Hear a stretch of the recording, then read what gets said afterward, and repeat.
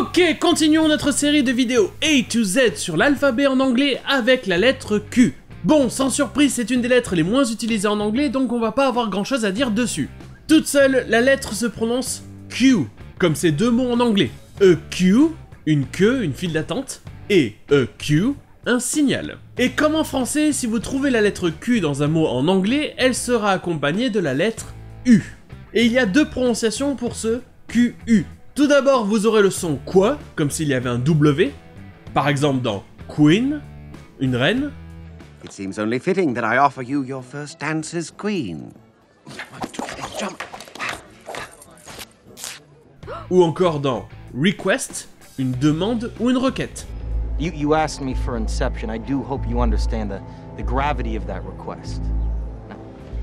Et à part ça, le QU se prononcera simplement que, comme dans un mot en français. Et ça, c'est parce que ça sera dans des mots qui viennent du français. Comme par exemple le mot français bouquet. This bouquet was hand-engineered, someone's specifications. Ou alors, comme dans le mot qu'on a vu au début de l'épisode, Q.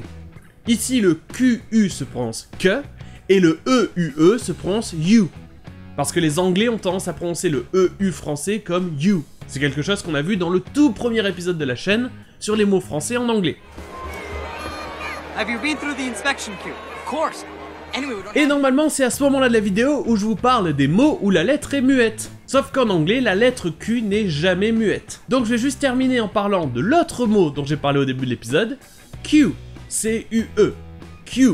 À la base, Q, c'est un terme du théâtre. C'est un signal pour qu'un acteur sur scène fasse quelque chose. Par exemple, imaginez que vous êtes un acteur, et vous savez que dès qu'un certain acteur ouvre la porte, vous devez dire une réplique. Eh bien, la porte qui s'ouvre à ce moment-là, c'est votre Q. Le signal comme quoi vous devez dire une certaine réplique. Et à partir de ça, vous le trouverez dans plein de contextes, comme simplement un signal. 9 o'clock and cue dentist. Hello, Barbara. Sorry I'm late. Okay. Wait for my cue. 5, 6, 7. I have a theory about all this. That's our cue to bail. Tommy John. Et voilà pour la lettre Q en anglais, et sur ce, je vous dis à demain.